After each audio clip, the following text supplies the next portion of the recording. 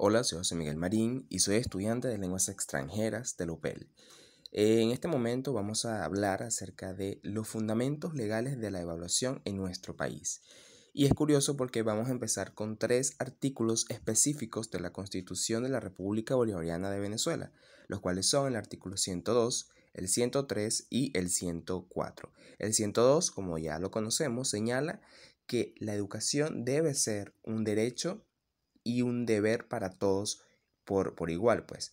Un deber social que además es necesario porque sostiene, o mejor dicho, incrementa la evolución social, cultural y hasta tecnológica de nuestro país, pero con la particularidad que debe ser democrática y gratuita para todos.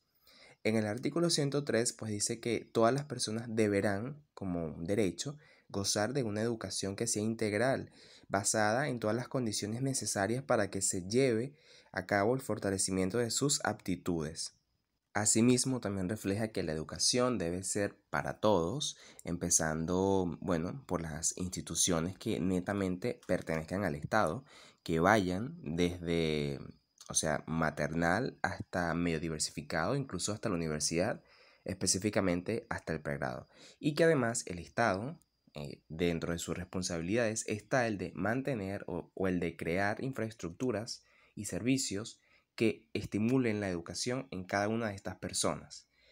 El artículo 104 pues hace referencia a que las personas que estén sumergidas académicamente en la educación deberán ser moralmente aptas.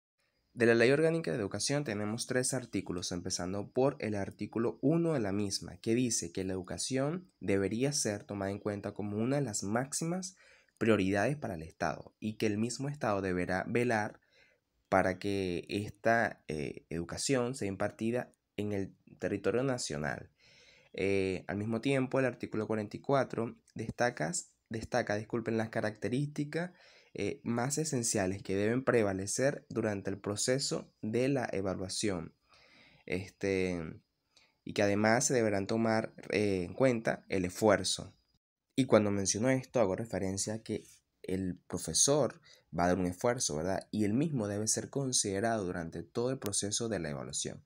Estas características que mencioné al principio son, bueno, básicamente la flexibilidad, la democracia, la participación, la integralidad, entre otros, pero que además todo esto debe estar registrado bajo un proceso sistemático y científico que garantice diagnosticar el avance de los estudiantes con estas técnicas de evaluación, que además también se pueden utilizar procesos humanísticos de rendimiento, de construcción de aprendizajes y además tomar en cuenta factores sociohistóricos, porque recordemos que para dictaminar un diagnóstico de avance es necesario tomar en cuenta las causas del comportamiento del estudiante, así como su contexto fuera de la institución. En el artículo 45 dice que tanto los órganos encargados para educación básica y universitaria deberán hacer respectivas evaluaciones, pero tomando en cuenta la institución, digamos que donde esté situada, bien sea a nivel nacional, a nivel internacional, regional o local, pero en lapsos de tiempo establecidos por la ley presente, por esta misma ley orgánica. Esto vale para la universidad y para educación básica y media diversificada. Pasamos a 2 artículos de la LOMNA, Ley Orgánica para Niños y Niñas y Adolescentes, para la protección. Empezando por el artículo 53, que nos dice y más que todo destaca que la educación debe ser para todos, así como se mencionó al principio, para niños, para niñas y para adolescentes. Esto incluyendo ciertas digamos que ciertas restricciones. Por ejemplo, para aquellas adolescentes que estén privados de libertad, también tienen el derecho de recibir una educación, además de calidad, que sea integral en todos los factores que se deban tomar en cuenta para que esta educación sea altamente capacitada, pero que también el Estado deberá, entre su responsabilidad, financiar y digamos que costear los recursos que sean necesarios para que esta educación se imparta de una buena manera, pues. Seguidamente tenemos el artículo 56, que es un artículo bastante fuerte porque se han visto muchos casos en los últimos tiempos, en los últimos años. Y es que, bueno, básicamente este artículo dice que cualquier tipo de abuso contra el niño, la niña y el adolescente de parte del profesor deberá ser, o sea, penalizado y que está prohibido. O sea, este artículo protege al niño de este tipo de abusos o de los diferentes abusos que puedan existir de parte del profesor hacia los estudiantes. Pero puedo agregar aquí, puedo acotar que debe ser parte y parte, o sea, debe haber un respeto. Además, debe todo esto estar basado en la comprensión, en el amor, en la interacción y en la cooperación, pero de parte. Y señala que la creencia religiosa o el color de piel o cualquier otra característica física o no, no puede ser tomado en cuenta como un juicio de valor en caso del profesor hacia el estudiante, pero también todo debe estar basado en un ambiente recíproco donde la identidad nacional sea la que prevalezca por encima de cualquier condición. Ok, ahora estamos en 3 artículos específicos de reglamento del ejercicio de la profesión docente. Estos 3 se sitúan al capítulo 1 especialmente dedicado al personal docente, donde dice que la docencia en general, ¿no?, debe ser tomada en cuenta como una carrera profesional, o sea, avalada o que está avalada por la Constitución, pero que además deberá cumplir diferentes funcionalidades según su jerarquía o condiciones dictadas por el mismo reglamento. Además dice que el docente o el profesional o el futuro profesional docente deberá regirse por un perfil que esté acorde, tanto moral como ética, como en sus conocimientos, y que además dentro de sus funcionalidades está la planificación, la participación y la evaluación.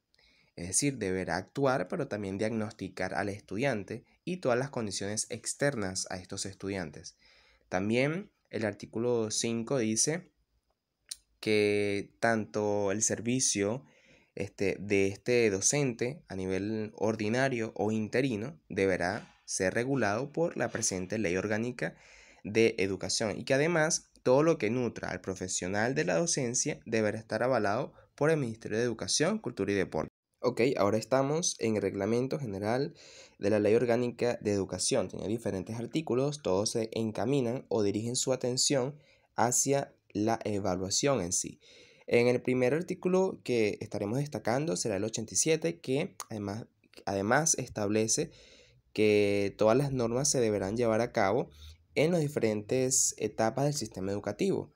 Me refiero a las formas de evaluación. En el 88, por su parte, destaca que hay 3 objetivos de los cuales se deberá centrar la evaluación, las cuales son identificar las capacidades del propio estudiante, registrar esas notas porque debe ser un proceso sistemático o continuo, pero de una forma cualitativa. Y bueno, el tercer objetivo es saber o identificar los puntos menos favorecidos de estos estudiantes para potenciarlos.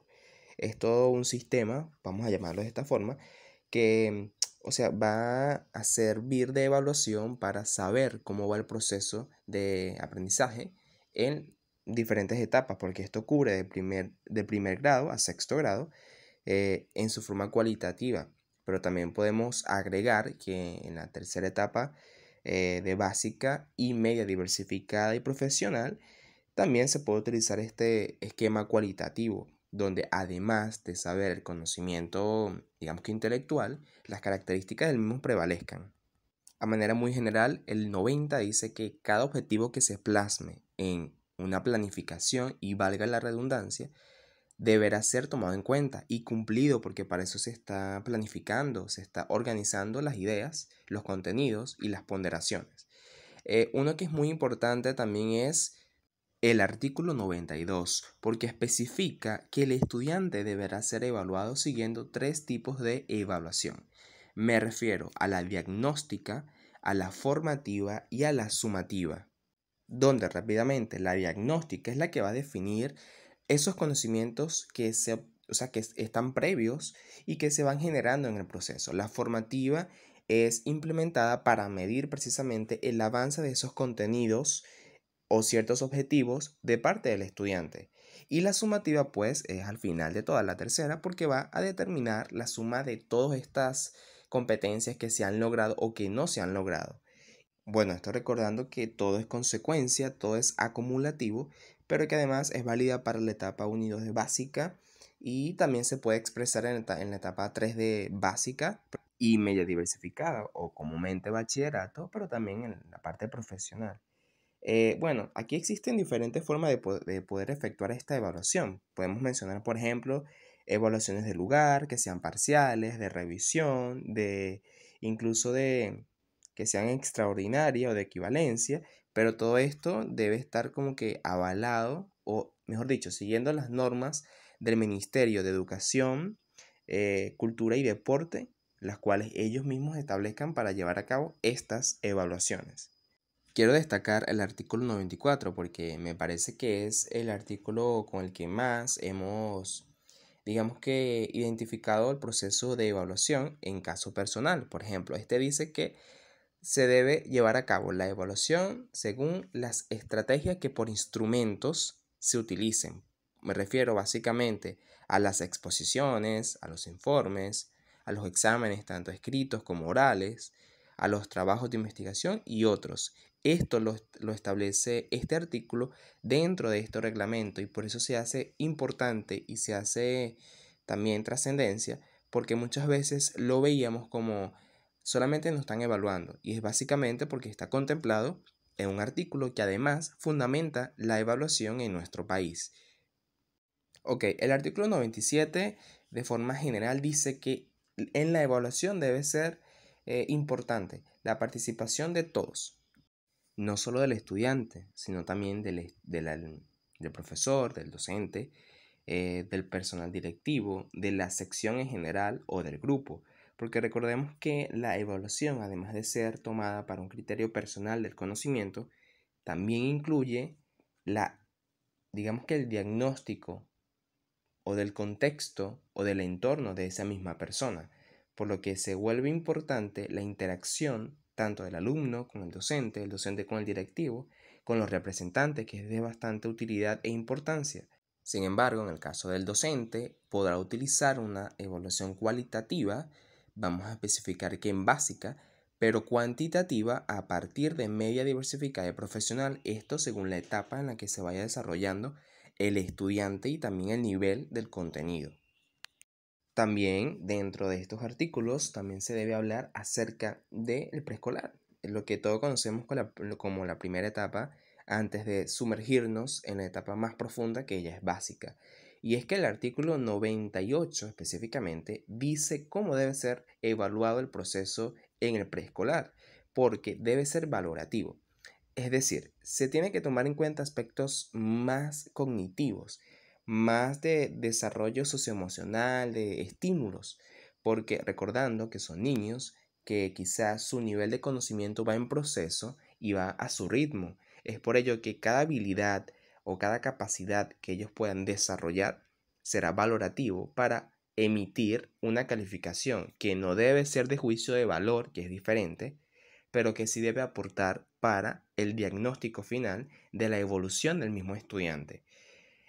Bueno, en esta línea, como se decía anteriormente, en la etapa 1 y 2 se puede evaluar de forma cualitativa, pero en la tercera de forma cuantitativa. Esto lo dice el artículo 99. Pero no podemos olvidar también la parte de recreación, educación física y deporte, porque también tiene su apartado, digamos que su profundidad en estos artículos. Y es que, bueno, para, digamos que su evaluación se va a tomar en cuenta la participación de cada uno de los estudiantes, tanto como del profesor, pero recordando que siempre se hacen como actividades, digamos que deportivas en diferentes instituciones o lugares especializados y que eso debe estar certificado para que el colegio en dado caso lo tome como una evaluación o como una posible calificación a la nota del estudiante. Es válido cuando está certificado. Todo esto que acabo de mencionar, digamos que hace encaje con el artículo 100, donde dice que se considerarán todas aquellas actividades científicas, culturales y estéticas fuera del orden de asignaturas. La pregunta podría ser, ¿por qué se tienen que considerar estos aspectos si no están dentro de un cronograma?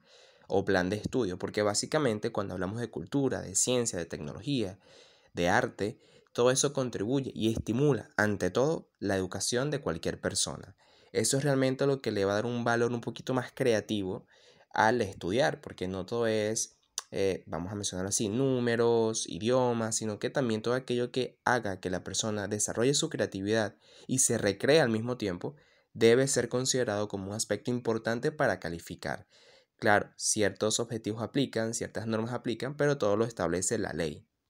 Muy bien, ahora llegamos a la parte de las resoluciones y empezando por la número 72, específicamente del artículo 97, donde alude o hace hincapié en que el docente en su libre ejercicio, pero también cumpliendo como, o mejor dicho, con su funcionalidad de docente, debe hacer una planificación y aplicar una evaluación para de esta manera poder analizar la conducta, el conocimiento del estudiante y calificarla según la asignatura, según la unidad, en un tiempo estimado. Recordemos que básicamente en bachillerato ese tiempo estimado es lapso. A finales del lapso, ciertas materias, por llamarlo así, tienen un tiempo para entrega y todo eso. Eso deberá ser tomado en cuenta según esta resolución en este artículo. Ok, resolución número 213. Tiene diferentes artículos, ¿verdad? Pero de manera general, para no hacerlo tan denso, podemos afirmar lo siguiente. El docente, dentro de su finalidad de docente, como se mencionó anteriormente, debe cumplir con una funcionalidad, que es la evaluación. Pero además, según el artículo 1, debe estructurarla durante todo el proceso para que pueda aplicar y evaluar y saber más o menos cómo hacer para obtener lo mejor del estudiante. También destaca que la planificación de parte del docente que deberá cumplir tendrá que ser conocida, y esto es importante porque es lo que se viene haciendo desde hace un buen tiempo. Deberá ser conocida tanto por el propio docente, claramente, por el estudiante y por el personal directivo, pero sin obviar al representante.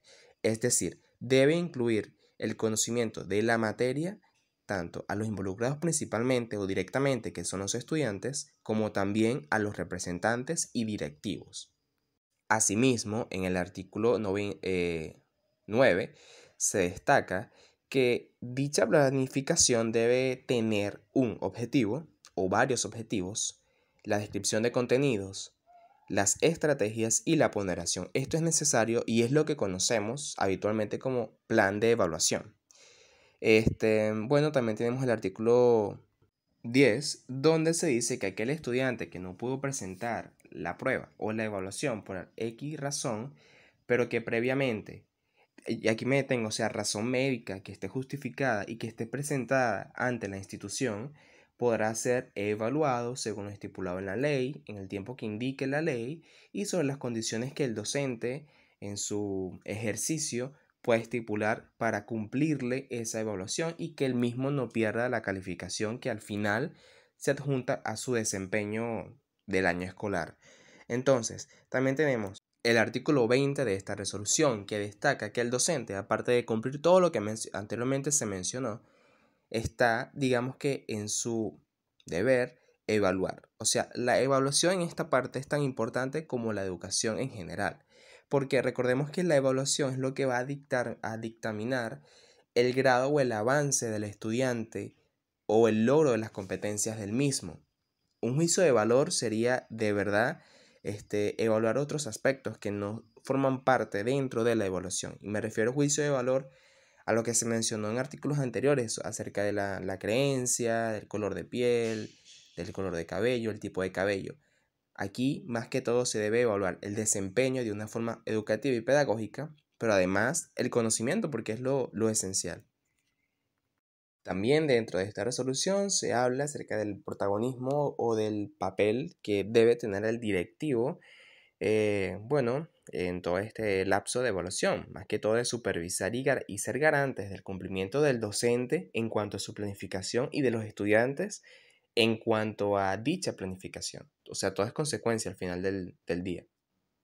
Ok, y ahora llegamos a la resolución número 266 y la última de este mapa, ¿verdad? Tenemos el artículo 2 que especifica que, O sea, el accionar del estudiante va a ser tomado en cuenta como un aspecto bastante trascendental, necesario e importante. ¿Por qué? Porque es su desenvolvimiento, es como el estudiante, además del conocimiento que está adquiriendo en ese proceso, se va desplazando con el mismo tema. Entonces, se tomarán aspectos tales como el proyecto pedagógico, tanto del aula como del colegio. Es decir, todo debe ser consecuente, cada cosa cuenta porque al final es una evaluación integral. Ok, tenemos también el artículo 103 que señala la composición del proyecto pedagógico del colegio, pero que además dice que la interacción es parte del diagnóstico.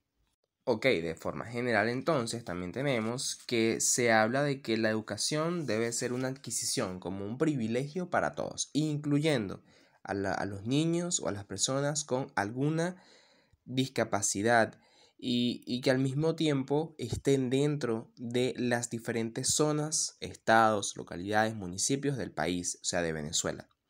Otro de los artículos que también tiene importancia es el artículo 7, que dice que la educación debe, digamos que, ser impartida o incluida en un cronograma de estudio, que es importante, pero como ejes transversales, disculpen, y áreas específicas, sobre todo en la etapa 2 de básica.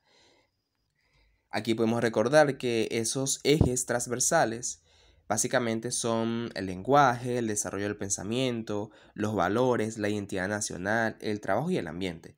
Y como áreas específicas, pues la que quizá todos conocemos un poco más, bueno, lengua y literatura, la matemática, la educación física, entre otras. Pero claramente todas incluidas en un cronograma de estudio presentado al directivo y posteriormente certificado por el mismo para su aplicación, pues. Y el artículo 8 también nos dice que la evaluación en la etapa 1 y 2 de básica deberá ser consecuente, integral y deberá, además de ser cualitativa, multidireccional, naturalista, ética, entre otras características que forman parte de la evaluación. Y seguidamente, en los artículos que le siguen al que acabo de mencionar, también se especifica, digamos que la funcionalidad de las evaluaciones, de la formativa, de la diagnóstica y de la de resultados. Entonces, es por esto que cada artículo se hace algo extenso, pero cada uno detalla la funcionalidad que debe cumplir el tipo de evaluación, el desenvolvimiento del directivo, del docente, del alumno y del representante, así como de cómo se va a evaluar, qué técnica, qué instrumento. Y ahora llegamos a la última diapositiva y bueno, vamos a especificar el artículo 16 del último reglamento del que hemos estado hablando, porque nos dice cómo se va a evaluar, digamos que el proceso de aprendizaje de los estudiantes. Aquí, bueno, esto básicamente en básica, ¿no? Em, Bueno, a través de una escala alfabética que tiene diferentes razones y diferentes conceptos en su aplicación. Por ejemplo, tenemos la letra A, la letra B, la C, la D y la E, ¿verdad? Vamos a especificar que la letra A superó todas las expectativas y logros de la competencia. La B, el alumno alcanzó las competencias del grado. La C, el alumno alcanzó la mayoría de las competencias. Y la D, pues que el alumno alcanzó la mayoría de las competencias, pero requiere de nivelación. Así también tiene un significado la E y las letras que se estipulan en el orden alfabético, que básicamente son estas.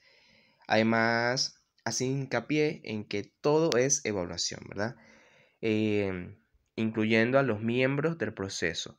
Por ejemplo, los docentes, los alumnos, los directores, los representantes harán uso de autoevaluación, coevaluación y a través de una evaluación externa.